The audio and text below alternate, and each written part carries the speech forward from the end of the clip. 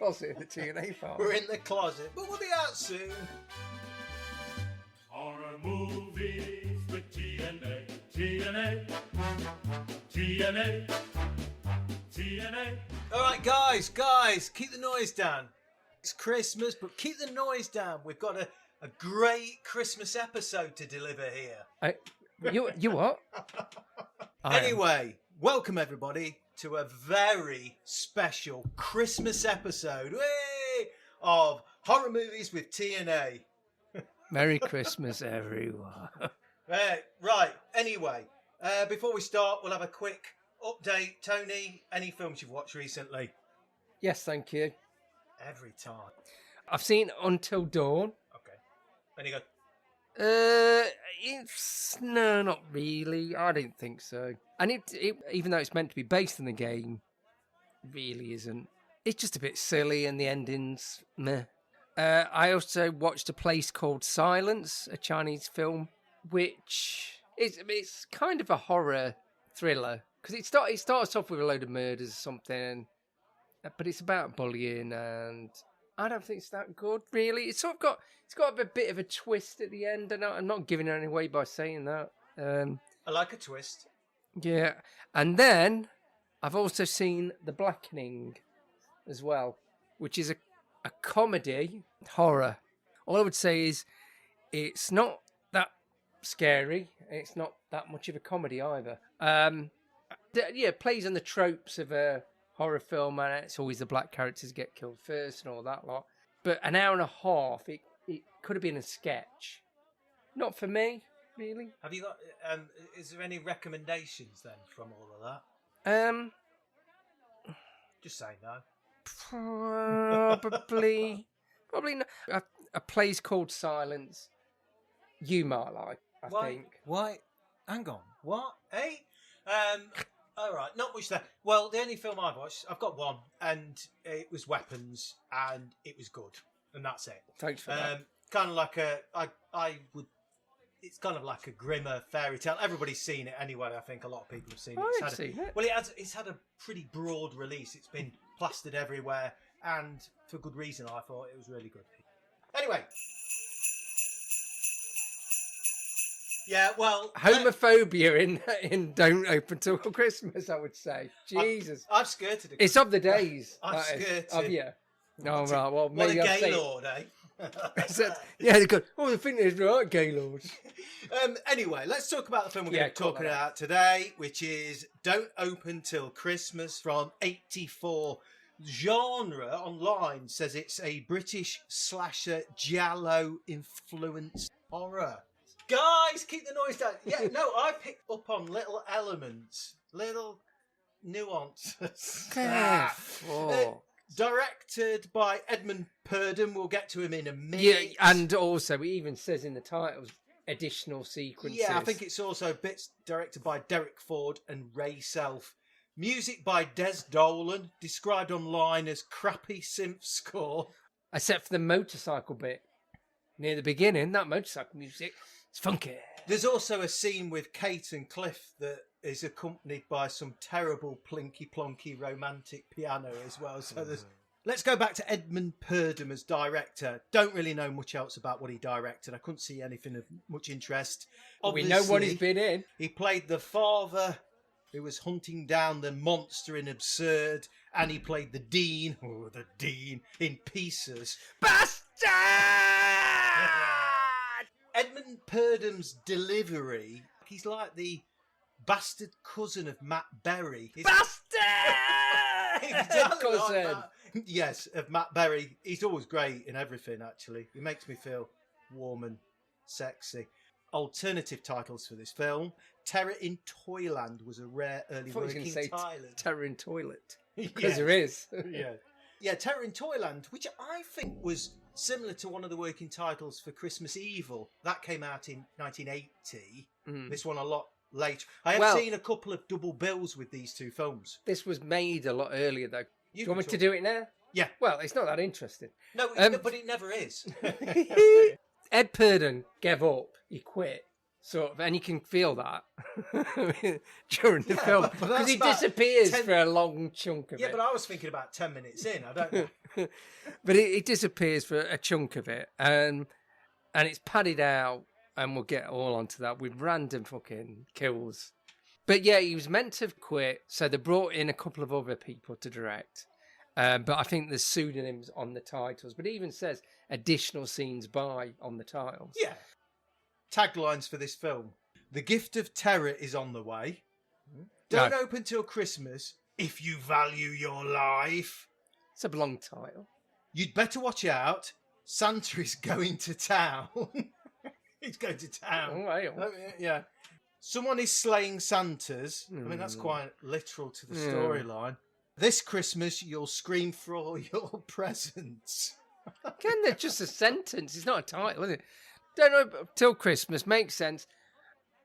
Well, it makes sense because of the bit and the ending. Although you do realise that everything in between obviously was done to pad it out. Amazing ending. Anyway. A bit like Pieces in a way, the ending. I just went, what the fuck? Inspector Harris, as we've already said, is played by Edmund Purdom, directed as well. Kate is Belinda Main. She was in Alien 2 on Earth and Krull from 83. We've seen Alien 2 on Earth. Cliff was played by Jerry Sundquist. Jerry is Kevin Lloyd. He was in Britannia Hospital 82 and Link from 86. We've got Caroline Munro as herself. Oh, she is herself. Yeah, she just comes on as Caroline. So, I didn't. Oh, yeah. But I don't think she's a singer. Whoa, she's certainly a performer, Tony. She really performs. She delivers at the Palladium. Giles is Alan Lake, who sadly passed away in 84 as well, the year of the film's release, which is a bit sad. Luckily, you didn't get to see it, I thought. It was made 82, I think they say. Yes. Then released 84, 85. But he never lived to see its global acclaim. Fucking great. And Sherry, Graham, the experienced girl in the kind of peep show, that's Kelly Baker. She was also in Slaughter High, which is that the British kind of like... Yes, which is okay film, yeah. I don't want to get into copyright problems, so I'm just going to say, so this is Christmas. 720p on Plex this is as well. HD, good quality on Plex, isn't it? I started watching on Plex, and when 2 minutes in, it started putting a pissing advert on. I went, look this. Yeah. Amazon, and it only put one advert in. Yeah, so every 10 minutes or so, you had 144 seconds of adverts. So, yeah, it was quite painful. No, it doesn't matter, does it?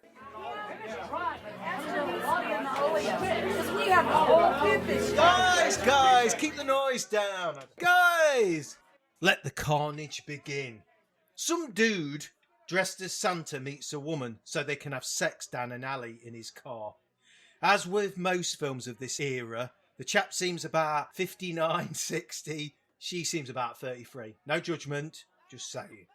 Our killer, breathing heavily, watches on and in fact does a full 360 round the Volvo estate. With a move I like to call the Dogger's Circle of Death. He's looking in all the time. I thought some of the kills did feel a bit giallo-y, with none of the style, but there is elements of giallo. Anyway, steamy windows. They're oblivious to the killer. You can tell it's a British film immediately before they start talking. For some reason, they're on a cobbled street. I mean, this is the 80s, but they found a cobbled street to decide to do it on. All of this film is in the Soho area of London, but yeah, it's cobbled. And as soon as he says, go away, go on, clear off, you can't... Yeah, and also, get out of here. And then finally he goes, fuck off. And you think...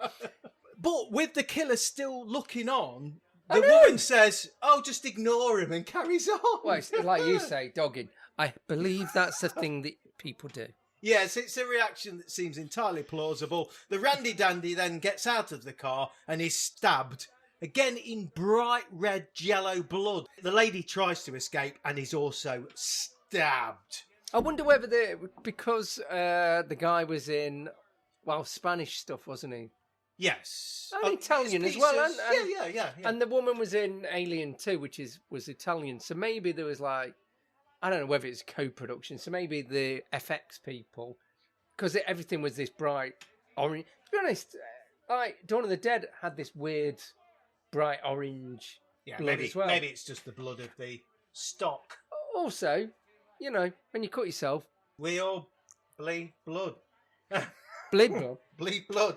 The credits comprise of a toy Santa burning, but when the plastic toy melts away, all that's left is a knife. I wrote that, so It's not. was No, was it's it a just like a tube. gas pipe? Yeah, it's a gas pipe with holes in it. It's just to do the job of melting the It thing. looked like a knife to me. That was kill 1 and 2. I am keeping count because there's shitloads. the kill count on this film's unbelievable. So yeah, that was kill 1 and 2. Now we've got the Christmas office party. Come on and do the conga, la la la la. Actually, one of the revelers at the party is legendary exploitation producer Dick Randall. Italian, Hong Kong, Spain and Philippines movies. Did you notice him? Glasses, No. party hat on his head. I only know this because I read it somewhere, Oh, so I I was didn't. gonna say. I wasn't familiar with him, but I thought I'd mention that for all you kind of geeks out there. Kate's dad is dressing up as Santa for the party. Her and her boyfriend Cliff are helping him get into character. Gay old Queen gets mentioned quite a few times. We've already said this film is dated. Lots of gay kind of comments. Don't blame us. We're just purely telling you. As it appears on the film. It's of its time, which is an excuse a lot of the freaking time.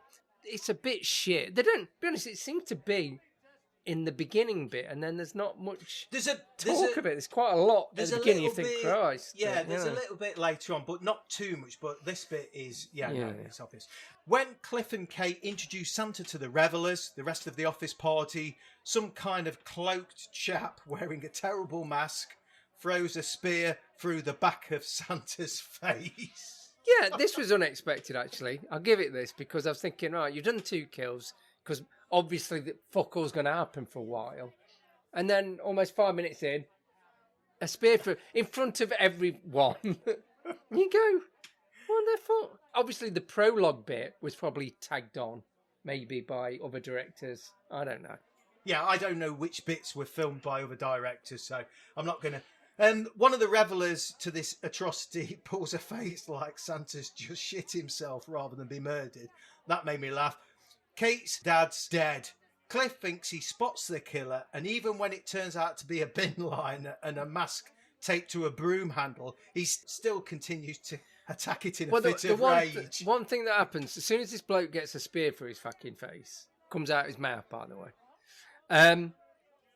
there's not a lot of, oh my God, panic, everyone running off. Everyone just stands there kind of going... Well, I suppose in that situation, you are absolutely shocked by it and horrified. Well, I think that standing there for about a minute, just staring, I think I remember seeing one of the women just putting her hands to her face, going, oh.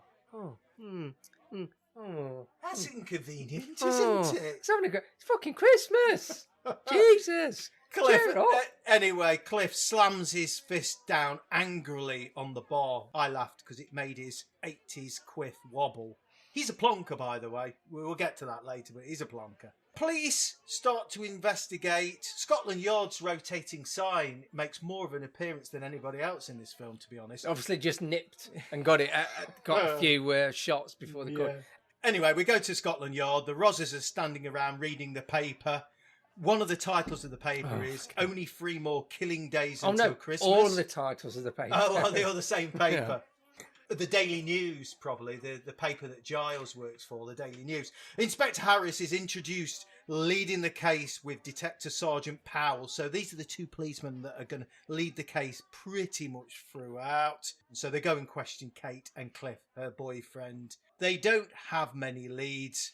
He was another victim of the Santa murder. I don't know why I've written that, but anyway. Kill number 4. Let's move on. Can I mention, I mean, I'm not one of these there's a lot of mistakes, but there's a flip chart in the background. I was looking at it. I was thinking, what's it say? Because it's got loads of green writing with red stars against it. I saw those red stars later. They were really winding me up. I've noted those later, yeah. Well, so you've got a flip chart in the background here that's got all written down, all these red stars.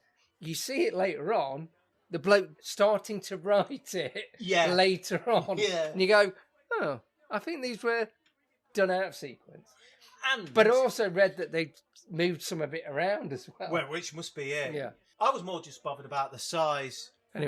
Anyway, the conversations at Scotland Yard aren't really worth mentioning. It's just them kicking off. there's a lot of conversations that aren't worth they're mentioning. kicking off the conversations. I'm sure you mentioned the investigation. Kill number 4. I believe this is all meant to be taking place around Soho area. I've already said that. A Santa down a very similar alley to the one at the beginning is selling roast chestnuts. He is garroted, and then he has his face pushed onto the hot grill by an unseen killer. Fuck me, then he goes up like... Yeah. He must be his old polyester Santa suit. Yeah, it's very flammable, isn't it? You've got to be careful of that shit. Chestnut vendor, as it's later referred to. Chestnut Santa. It's Chestnut Santa. These kills aren't messing around. We do get a glimpse of the killer. It's all been POV up to now. He's wearing a kind of translucent mask, which initially reminded me a little bit of Alice Sweet Alice. It doesn't later on, but at that point it kind of does a little bit. Yeah. Then a courier, or the killer, I wasn't sure about this, delivers a gift to... Is this a motorcycle bit? Yes. Music, great. I just put music, good, on this. He delivers a gift to Harris with a label on it that says, "Don't open till Christmas." Let's park that, because it comes back at the end brilliantly. TNA. I tell you what, Mrs. Shelley, the maid, is amazing. She doesn't get a lot of help, though, by the length of the shots on her. Yes. She's just staring into space and goes... She's the maid for Inspector Harris. At one point, she's inquiring about the case. He leaves his apartment and she stares afterwards and says to herself, "Perhaps he'll show me some of the yard photos on Wednesday." And it's just on her for ages as she's kind of like talking into the distance, which I thought was amazing. She says naturally to herself out loud, like you would. Back at the yard, I couldn't focus on what they were saying because of the 4 red stars on the flip chart behind Lewis and Harris. They were doing my head in. Lewis said to him, "I think we may have a psychopath on our hands." Which, these cops are no mugs, are they? They've worked that out. Well, there's only one main cop. And again, it's obviously you can tell that the director, Ed, who was also meant to be the main star of it, obviously just fucked off. Because he doesn't go around doing the rounds later on. He sort of appears and then disappears later on. When he's questioning Kate, because he's got a thing for Kate, it has him. But anybody else, any of the other victims or any of the other murders, he doesn't appear at all. No. Back with Kate and Cliff, they have cleverly, some might say craftily, put a very, very small Xmas tree in the foreground to appear very large. Well, it's a twig, innit?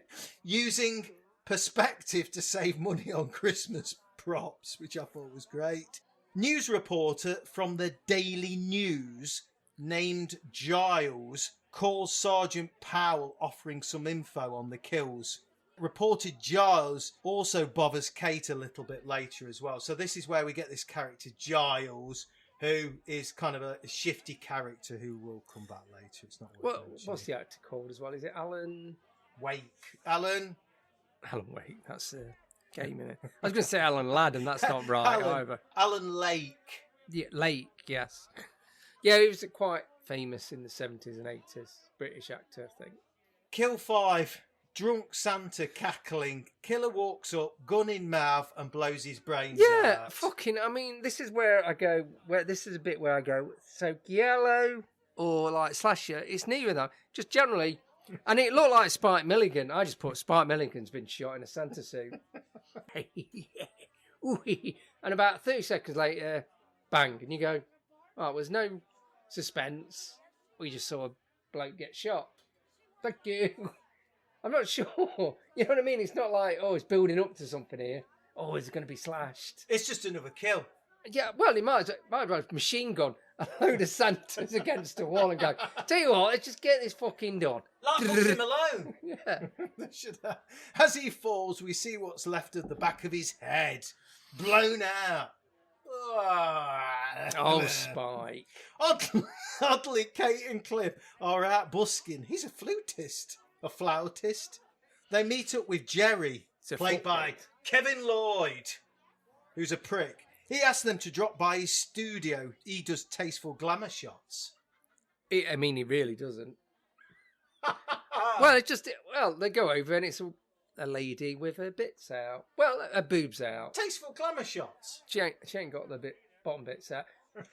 At the studio, the topless model is complaining about being cold, to which Jerry says it'll make your nip stand out. He's a sleazebag and a douchebag.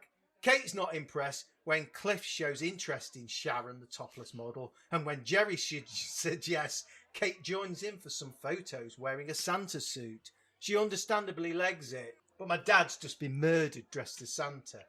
Come on, Jerry, read the room, wanker. Out on the street, Sharon makes advances on Cliff, and they attract the unwanted attention of some elderly constables. Were they police or something? Well, Or yeah, St. and this John's is a bit. ambulance? Yeah, this is the other bit where it's a bit homophobic. Where he goes, they'll think we're like some gay lords. Yeah, or something. they'll think we're a couple of queers. Sharon runs down an alley. The killer approaches her with a razor. What the fuck is this bit? But when the killer realises she's more Mrs. Claus than Santa, he backs away and disappears. Well, this is incredibly gratuitous, isn't it? I mean, it's mainly lingering on the bits you'd already seen earlier on with in the photo shop. With a razor. Yeah, and this is where you're probably going, oh, it's giallo. Going, not really. It's stylish, the way it's done. It really isn't, though, is it? And it's the way she's like, there's no running. She's just going, oh no, oh, and she's going like that. And after he goes, oh no, I'm all right, and wanders off, she doesn't even like go, oh, I could leg it now. She goes, oh. No, she collapses in a No, she literally doesn't. She sort of goes, oh, and then wanders a bit, and then luckily those two old Are you all right? Constables. Are you all right, love? Yeah, and they comfort her. Harris and Powell go and visit Sharon. I think I keep getting these policemen. Who gives a fuck? Oh, I know. I don't know. Guys, it doesn't matter, does it? Yeah, carry on, Adam. The police go and visit Sharon. One thing she noticed... Listen to this. It's so key. I know. One thing she noticed about the killer, because he was wearing a mask, is his eyes, they seem to smile. I know. And it's said again by the other peep show lady. Right, they mentioned it twice. There's got to be a key here. There's got to be. And there absolutely isn't. And. But it's the way she goes, God bless her. It's nice to smile. That sounds like the guy from Stage... I'm sure that's the same impression you did for the guy from Stage Fright. Well, put it back to back. Peter! They've ripped the phone off the wall! Is that better? Bollocks, no, and it's weird because they're in the doorway, and then for some reason she flashes them as well. Oh, she's sat on her bed. They walk into the room. How small is this fucking room that they can't walk in it? She almost says, "Look at these, Sergeant." It's just... I mean, she's obviously been employed for a certain reason, and... Does she deliver? Kill, that's 5 kills. Kill number 6. Santa visits a peep show and he's talking to Sherry Graham, the experienced girl, in a booth. The killer enters and stabs Santa in the neck. The scream of the girl is kind of played over and over on a loop at that point, which I thought was really weird for the sound. Something about a much better dancer or something. Oh, she's talking to the punter, isn't she? The Santa Punter. That's Santa Punter. Great album. So he's talking to the Santa Punter and he goes, something like, I'll watch you dance. And then she fucking dances. Yeah, she's got a sensual dance. Jesus. What's wrong with that? It's the way she goes, look, I'm a better dancer. And then she just walks around and rotates. She does it like a sensual. Essential. I was absolutely rock hard. You got a guys, come on. Come on, what are you doing? That was Anyway, to be honest, she isn't that bad an actor. Oh, yeah. Later on, she's terrible. Yeah. She's got a twang to her voice which makes me think she's not from the UK or something like American or Australian. Dublin. She's from Dublin. Giles breaks into Scotland Yard and talks to Powell. I didn't get any of this with Giles. It's all bullshit. I think this is where I started staring into space. All the scenes with Giles are utter shit. Just really awful. Yep. Whatever it is attempting to set up, it is not worth the viewer's time. Kill 7. Pissed up Santa is chased by punks on a push bike. Great overdubbing here. Obviously, these punks are not saying this. Oi, there's Santa. Come on, yeah. Pedal power! Because that's what you would say to a Santa legging it. Well, they're chasing Santa punter. I saw I saw Santa Claus on a grifter riding a fucking way. pedal power! Shit. He escapes and hides in the London dungeon. Right, so I reckon this whole 3.5 hour bit, it's a long bit, isn't it? It's like this is like a short film in itself. It went like that for me. I mean, it didn't make any sense, but you could tell that this bit had been added on. It must have been the additional bits. Also, I don't remember London Dungeon. I think we've probably both been at some point. Being such a crap hole. Yeah, I goes, look, shite.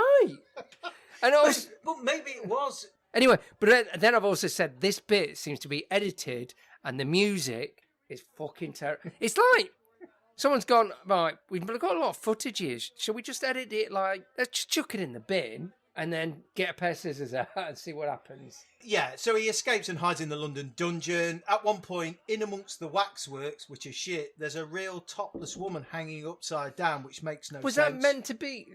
Because that didn't look real either. I think that was a real person, because there's no way it was that Well, good. no, that's true. Santa gets stabbed a couple of times, giallo red blood everywhere. This is the reason, just because the red fucking blood. Because No, otherwise, no. actually, this bit was probably a bit jelly because it went on for fucking ages. Well, but not only that, the way it's literally a hand with a knife stabbing them. The motion is very giallo-like, Tony. You know that. You knew it. Because we have the whole purpose. Guys, come on. Kill 8 and 9, the fun fair. So they've decided to put some cops, and they put cops as Santas as decoys, and they are attacked. They're attacked by the killer. The killer's got a knife concealed in his shoe, kind of like James Bond. And a spiked glove as well to the face. So he kicks him in the crotch, punches him in the face and neck. Why has he got a fucking... Yeah, it's like the Russian woman out of... is it From Russia With Love or what? That's got knives in her toes caps. And you think, it's making Christmas. a lot of fucking effort. It's Christmas. Well, You got to splash out at Christmas. Blood splash out. And then one gets a bottle over the head, and then the broken bottle is jammed in his eye. right, this is the goriest bit. Well, it sounds actually, very isn't it? gruesome, but actually it's quite naff, but it's still quite a fun double kill. Oh no, but the eye sliding, his eye Yeah. sliding across his cheek. I thought it was quite because gory, the that. plasticine was dropping off. Hey, if That's quite gory, if you've I got a thought. weak stomach, be prepared I thought for this. Even though I don't understand that it was 2 undercover ones, I just thought, it's 2 more people dying. The gory, this bit, because it twatted 2 people straight away and was a bit gory. Yeah, fine with that. Powell questions Sherry Graham. Her acting is uneven. When asked to describe him, Hang on, his acting is bullshit as well. And also, well, he's He's a cool bit- cop. he's a bit harsh. Like I've said, questioning her, bit rough. Just goes, hey, what you doing? Yeah. Hang on, I just Well, witnessed the murder and he trying asks- to calm down a bit, mate. So he asks her, can you describe him? And when she can't really because he was wearing a mask, he says, you're fucking useless. So then she says, well, no, I do remember that his eyes, they seem to smile. Yeah, smiling eyes again. I mean, Smiling eyes. Is there a song about eyes? he's got Betty Grape. Smiling eyes. And then hungry eyes. Hungry eyes. Smiling eyes. Get that on the jukebox for after, guys. Kate calls to speak to Harris. The maid tells her that he's visiting Parklands, which we learn later is an insane asylum or a mental hospital. After the maid puts the phone down, the camera lingers on her for a long time. And this is where I think it's not doing anyone any favours with her. I mean, she can't act, but then it goes, tell you what, let's just keep it on a bit longer. And she's going, No, I was hoping that the director would do like a pearl over the end credits with her staring at the camera. That would have been perfect. Back at work, Sherry talks to a client. This is back in her peep show booth. It's the killer, and his voice is Giles, and his chin is Giles, and his mouth, and his smiling eyes. It's Giles. You recognise him straight away. Yeah, so, I just went. So that's the reveal. Straight away, Alan Lake, yeah. I mean, well, to be honest, it doesn't... Well, it leaves it another, 15 minutes or so. With the proper reveal, but 50 minutes in, you kind of know it's definitely him, his all voice. All I would say, I don't know about you, but I felt when it got to that bit, I thought, oh, it's nearly finished now. Because it felt like it had, because it's a lot of murders. A lot happened. I was ready for so much more. The killer breaks through the glass and chases. That's not a bad bit, actually. I thought that was all right. With the arms. Yeah, I mean, it didn't make any fucking sense, but it doesn't matter. You just go, like reaching for her. The chase that occurs afterwards, however. Well, chases her through the streets. Lots of shots of legs running Dear and walking. God. Because they don't want to give the killer's identity away. I mean, we But already... yeah, but you see her fucking legs a lot. Even though you'd have to be in Portlands to have not worked it Portland. out. Yeah. The killer drags her down into a basement where he chains her up. Right. There's a lot of women run a bit, then go, right, I've got my back against the wall now. Hide round a corner. I look round the corner because obviously he's stopped. And then go, all right. And this is broad daylight she's doing this as well. So it's not enough. And then she carries on walking on. Bloke's right in front of her, grabs her, drags her into one of the basements. Yeah, that's off the street. His voice has changed and does sound like a killer's voice from... Now, this is where the similarity ends, but it does sound like the voice from a killer from an Argento film. At this point, the killer's motives for his killings are all over the place. 1 minute it's Santas, and the next it seems to be sex workers. You're all the same, selling pieces of yourself. I know. £5 for this and £5 for that. It's quite an eloquent sort of monologue. But this isn't, as we know, by the end, not the reason. No. We're back at Scotland Yard, and we know this because we see the rotating sign again. Stolen footage. Stolen. Oh, hang on. Piccadilly Theatre, where there's a spectacular show. A pissed-up Santa is chased into the theatre by the killer. Whilst this is going on, Mrs. Munro is called to the stage. We met her as well, haven't we? We saw her from a distance. Yeah, we were too scared to say it. Stalking her. And what a show it is. At one point she sings, "I'm coming to get you," which may be a callback to the film itself. No. Our Santa, who's backstage, is killed off screen with a bill hook, reminiscent of Bay of Blood. Oh, get fucked.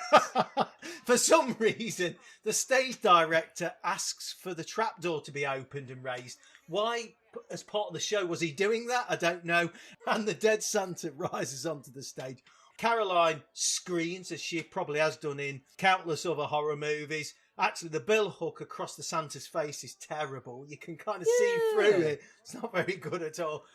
Anyway, that's fine. I get it on an old VHS, maybe you would have. Yeah, a bit grainy, but 720p, you can clearly see there's like a gap between the Santa's face and where... That's what happens when you get stabbed in the face, though.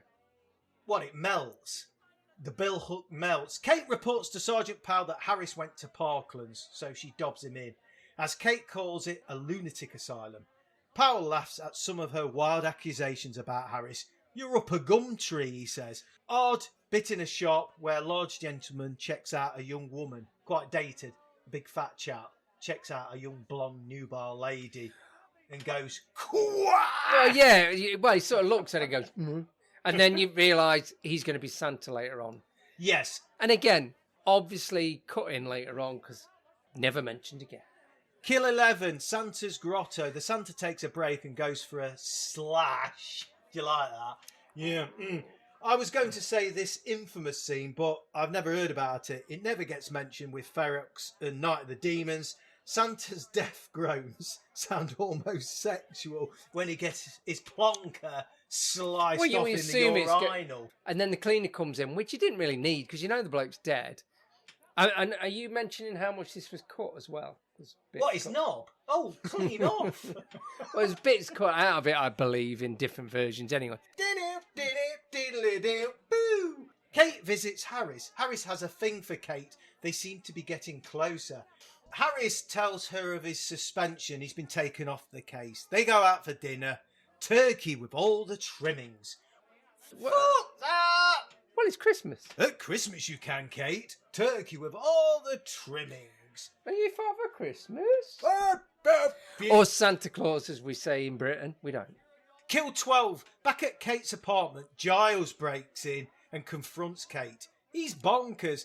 Kate went to Parklands and spoke to I can't remember which doctor. She knows Dr. Doolittle. Yeah, she knows that Giles is Harris's brother, or should I say Harrison. He changed his name because of the shame of the family. I thought I'd give my brother a real case to work on, says Giles. That's part of the motivation.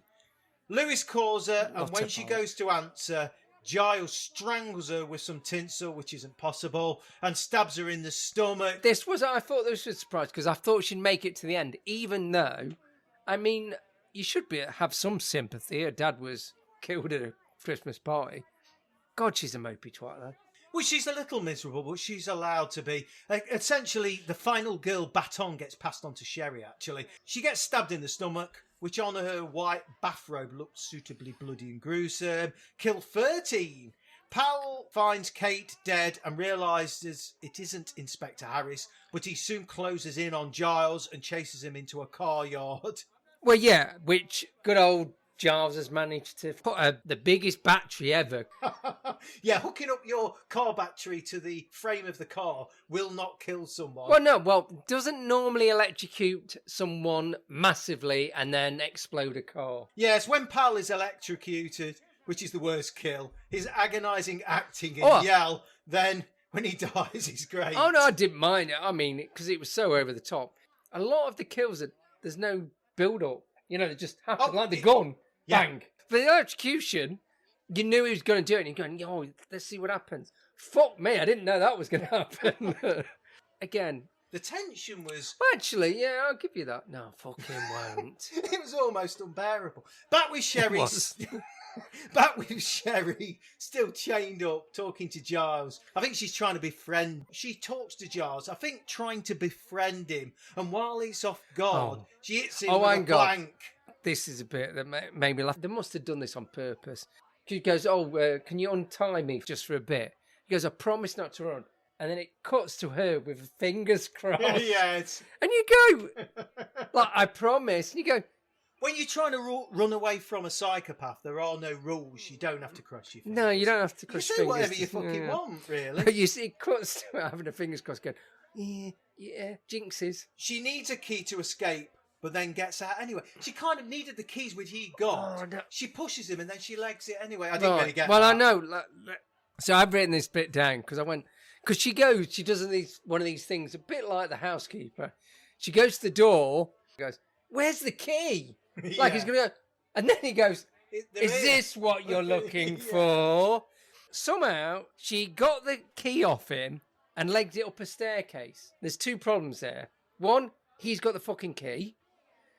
Two, when he dragged her earlier on into that, it was off the fucking street. There's no big long staircase. However, what happens next makes it worth it. Yeah, she might have run into a nearby building. They just cut the boring bit out there. You don't need... Fuck it, gosh. You don't need breastfeeding. You don't need... What? You don't need... Spoon feeding. You don't need breastfeeding. You don't need spoon feeding. You don't need spoon feeding. You need breastfeeding. Right. She runs up a flight of stairs. When Giles corners her at the top, swinging a chain, she grabs hold of the chain and pulling on it, Giles is sent over the edge down the centre of the stairwell. The falling dummy is one that would have had Benny Hill turning in his grave. It's as stiff as the maid's acting. The killer is dead. Sherry goes down to look at the killer and he wakes up and strangles her. And then you think, freeze frame, end. Harris wakes up from a nightmare that explains Giles' backstory. Fucking hell, this is a bit that confused me because you don't know. It's Detective Harris wakes up from a nightmare. Sorry, Harris wakes up from it then. Yeah. Right, so Giles, then it goes straight into like, you don't know it's a dream sequence other than it's all echoey. Like, oh, well, we. This is trying to explain the reasoning, not that you needed one. No, Giles because as they've kind of already said it anyway. yeah. Giles as a child is given a penknife at a Christmas party by Santa. When he goes into a room later that night, he finds Santa having sex with one of the party guests. Giles's mum protects Giles from the angry Randy Santa and is knocked down a flight of stairs, thus explaining Giles's psychotic fixation. Then, what's his name? Harrison. Is it Harrison? Harris. Well, Harris. Actually, his birth name is Harrison. Harris is visibly shaken by the dream. Yeah, so it's him that wakes about it, even though it wasn't his dream to have. Well, he remembers. But he wasn't there. Well, no, he was looking on. He was holding the camera. And Harris, he's visibly shaken by the dream. I thought that was going to be the twist or something, but it doesn't make it. Oh no, Ted. Christmas morning, and after a morning fag, he opens the... I don't have to say it like that. Fag. He opens a parcel that was left for him earlier in the film. And what did it say on the parcel? Don't open till Christmas. And that's why the tile works. But it also says, Christmas present from your loving brother. And it's a Santa music box with a bomb. And it melts Harris's face when it goes off. Yeah, I just thought it was going to be a Christmas book going... Ding, ding, ding, it's a music box, yeah, it's a Santa music box. But then he's just sitting there going, oh, all right. And then it goes... and I just went, I thought, ho, ho, oh! The end. The end of Don't Open Till Christmas. It didn't require the dream sequencey back bit. It needed layer upon layer upon layer. Let's go through the cuts. A total of 2 minutes and 22 seconds are missing in 10 scenes. This slasher was released heavily cut on VHS in Great Britain.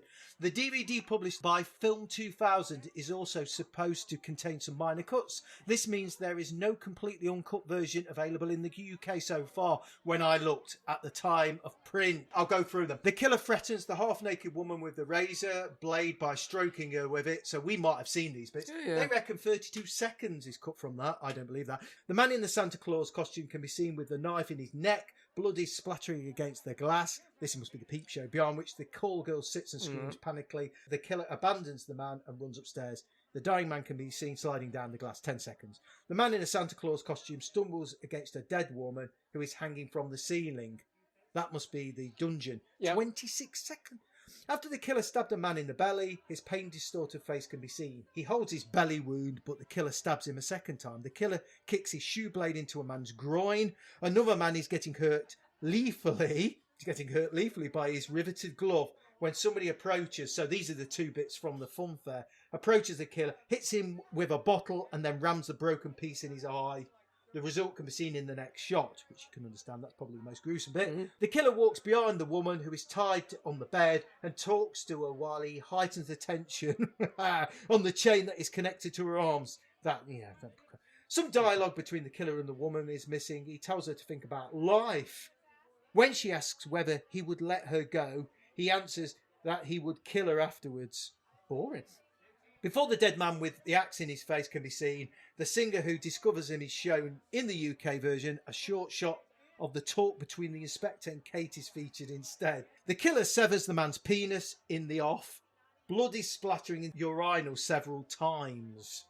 Oh, the killer stabs Kate twice. 6 seconds. There you go. So, quite a lot of cuts. And that is everything. Let's review this film at Christmas. 4.5. I can't remember what we gave Christmas Evil. We gave Christmas Evil a good score, actually. Yeah, because we liked it. Yeah, it's still the best Christmas horror film I've seen. And is this worse? Actually, last year we did Silent Night, Deadly Night 1 and 2. So we've done Christmas Evil, Silent Night, Deadly Night 1 and 2, and now Don't Open Till Christmas. So I think this is better than Silent Night, Deadly Night. Even though they get more kudos than that. I put weirdly comforting. Maybe it's because it's British and that. Even though I've been slagging off the acting, that makes it kind of enjoyable. I don't think it was... it's hard to be bored by something that's just throwing everything. It's cut manically. You can tell there's a lot of people had a go trying to do something with this fucking film. And it's awful editing and acting. Make it I know Silent Night, Deadly Night has also got that. Well, definitely the second one has. But I don't think, in a way, I think the second one, Silent Night, Deadly Night, I know I mentioned that a lot, does it kind of on purpose, as sort of a bit comedic in a way. Into the second one. Yeah. This absolutely is playing it all straight fucking laced. There's no comedy in it. And I think some people have said it's quite grim.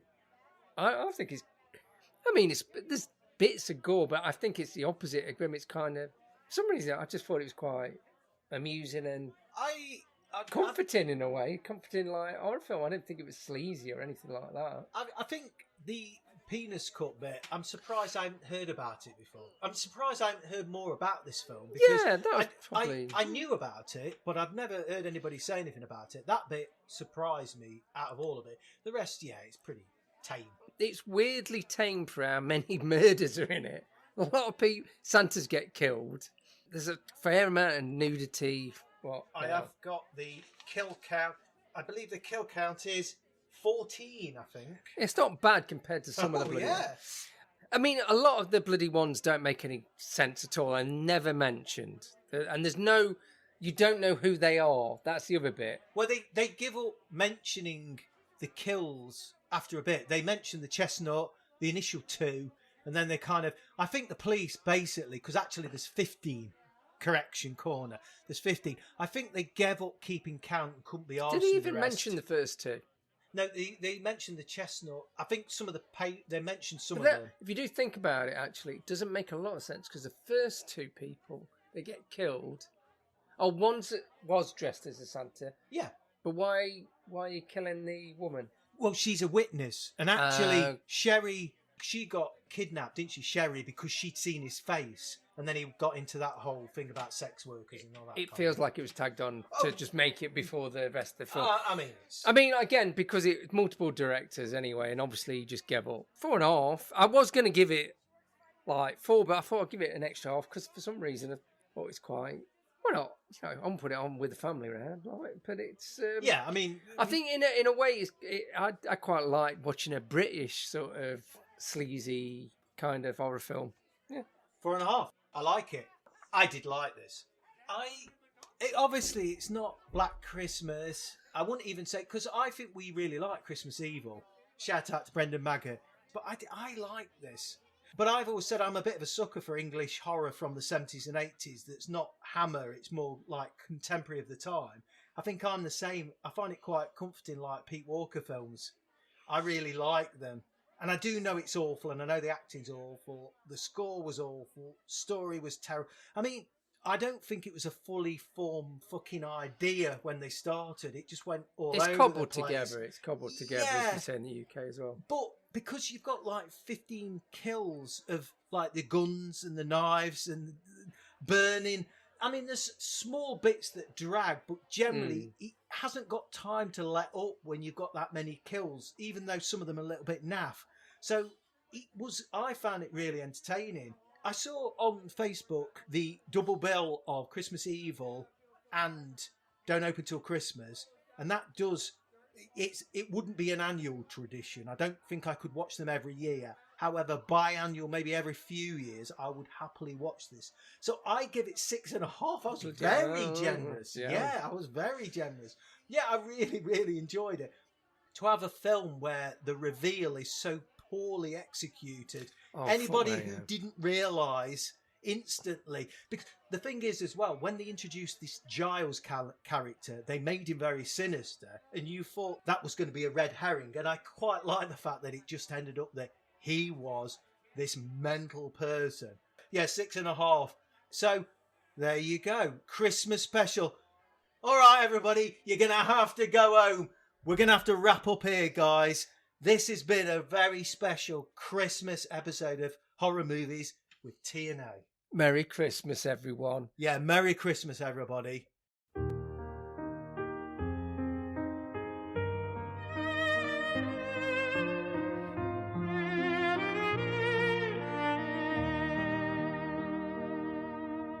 Horror movies with TNA. Horror movies with TNA. Horror